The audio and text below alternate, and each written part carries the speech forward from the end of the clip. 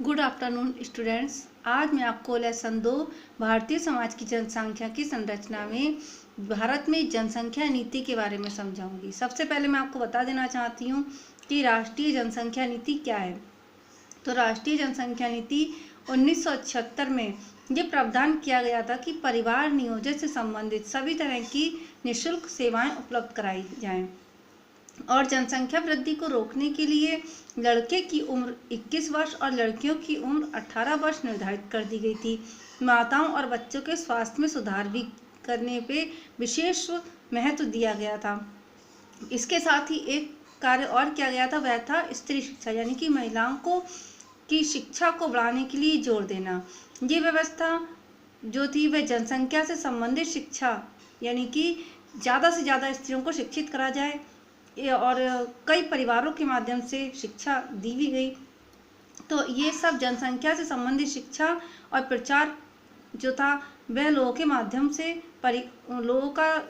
जो किया गया था, उसका एक ही कार्य था या एक ही कारण था कि किसी तरह से परिवार नियोजन के तरीकों को अपनाया जाए, यानी कि ज़्यादा से ज़्यादा प्रेरणा यही दी जाए कि परिवार नियोजन के तरीके अपनाए जाएं। इस काम के लिए क्या करा गया था, केंद्र सरकार और राज्य सरकार से भी विशेष अनुदान की व्यवस्था भी की गई थी। लेकिन गर्भ निरोधक साधनों को विकसित करने के लिए अनुसंधान कार्य पर विशेष बल दिया गया, जिस कारण क्या हुआ, एक इलेक्शन आने वाला था, उसी समय भारत में आपातकाल यानी कि इमरजेंसी लागू किया जा चुका था। इस दशा में क्या हुआ कि उन सभी दंपत्तियों को लक्ष्य से दंपत्ति घोषित कर दिया गया जिनके 3 संतानें थीं। अब इसमें इस नियम का उल्लंघन करने वाले जो थे कुछ सरकारी भी थे और कुछ अर्ध सरकारी भी थे, यानी कि अगर इस नियम का उल्लंघन किया गया, चाहे वह सरकारी हो या अर्ध सरकारी, तो उनके वेतन में रोक लगा दी गई थी, यानी कि वेतन वृद्धि रोक दिया गया।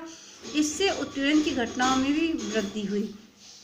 उसी समय 1970 में फिर से इलेक्शन हुआ, तब वहाँ पर बीजेपी यानी कि भारतीय जनता पार्टी जो थी उसकी सरकार बनी और 2 वर्ष बाद ही क्या हुआ कि जनसंख्या नीति में संशोधन करके इस देश के सामाजिक और आर्थिक विकास से जोड़ने का प्रयत्न किया गया। लेकिन जितना इसमें खर्चा किया गया और इस उद्देश्य को चलाया गया, लेकिन ये सफल नहीं हो पाई।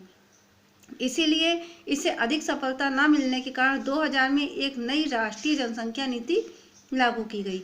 इसमें जनसंख्या पर रोक लगाने के लिए लोगों के स्वास्थ्य और शिक्षा में सुधार पर विशेष बल दिया गया और लक्ष्य भी रखा गया कि वर्ष 2010 तक जन्म दर को 2% कर दिया जाए। दूसरा उद्देश्य था वर्ष 2020 यानी कि जो चल रही है यहाँ, इसमें कि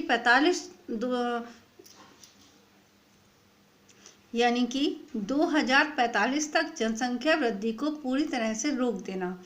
इस नीति को व्यावहारिक बनाने के लिए एक राष्ट्रीय जनसंख्या आयोग का भी गठन किया गया। आज वोट की राजनीति को छोड़कर सभी राजनीतिक दलों के लिए आवश्यक है कि राष्ट्रीय हित को धर्म तथा क्षेत्र से कहीं ऊपर समझा जाए। अब मैं समझाऊंगी आपको ग्रामीण नगरीय विभिन्नताएं। ये तो था भारत में जनसंख्या नीति। अब ग्रामीण नगरीय विभिन्नताओं में सबसे पहले आपको ग्रामीण समुदाय नगरीय समुदाय का अर्थ पता होना चाहिए। इसके लिए सबसे पहले मैं आपको समुदाय का अर्थ बताऊंगी। समुदाय का अर्थ क्या होता है? समुदाय के अर्थ में ध्यान से देखिए, इसमें लिखा भी है। समुदाय शब्द जो है वह को अंग्रेजी में कम्युनिटी कहते हैं। कम्युनिटी का निर्माण 2 शब्दों से मिलकर हुआ है, कॉम और म्यूनस। अब कॉम का अर्थ होता है एक साथ यानी कि टुगेदर, एक साथ, और म्यूनस का अर्थ होता है सेवा करना यानी कि टू सर्व। तो इस प्रकार एक साथ मिलकर किसी की सेवा करना क्या होता है? समुदाय। तो कम्युनिटी का शाब्दिक अर्थ क्या हुआ? एक साथ सेवा करना। तो इस प्रकार मैं बता सकती हूँ कि जब एक साथ मिलकर कोई भी क्षेत्र या समुदाय कार्य करता है तब उसे हम क्या कहते हैं? समुदाय। जैसे कि मैकाइवर ने कहा भी है कि जब किसी समूह के सदस्य, चाहे वह समूह छोटा हो या बड़ा, इस प्रकार एक साथ रहते हैं कि उनका एक साथ रहना किसी विशेष प्रयोजन या विशेष स्वार्थ से नहीं होता, वरन उसके साथ साथ रहने की आधारभूत बात भी एक सी होती है, तब हम उसे क्या कहते हैं? समुदाय। अन्य शब्दों में यहाँ पर लिखा है, आप देखिए ध्यान से।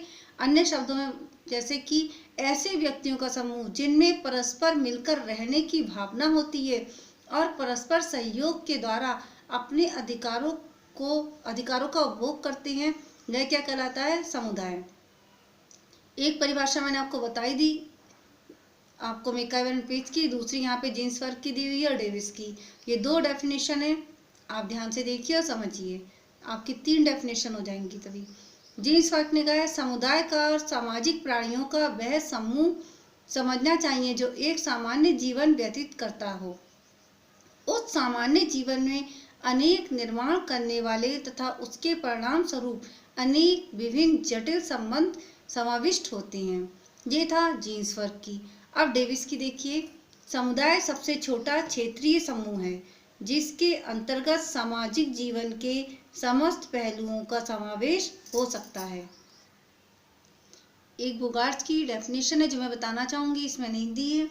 बोगार्ट्स ने से कहा था कि समुदाय एक ऐसा सामाजिक समूह है जिसमें हम की भावना का कुछ ना कुछ अंश पाया जाता है और जो एक निश्चित क्षेत्र में निवास करता है। तो ये थी आपकी बोगार्ट्स की डेफिनेशन। तो बोगार्ट्स और मैकइवर की मैंने बता चुकी हूँ और 2 डेफिनेशन मैंने इसमें दे दी हैं और 4 डेफिनेशन और ये जो अर्थ दिया है समुदाय का, इन सबको मिलाकर अपना वर्क कंप्लीट करें। तब तक इतना, बाकी आगे की वीडियो में आपको बताया जाएगा।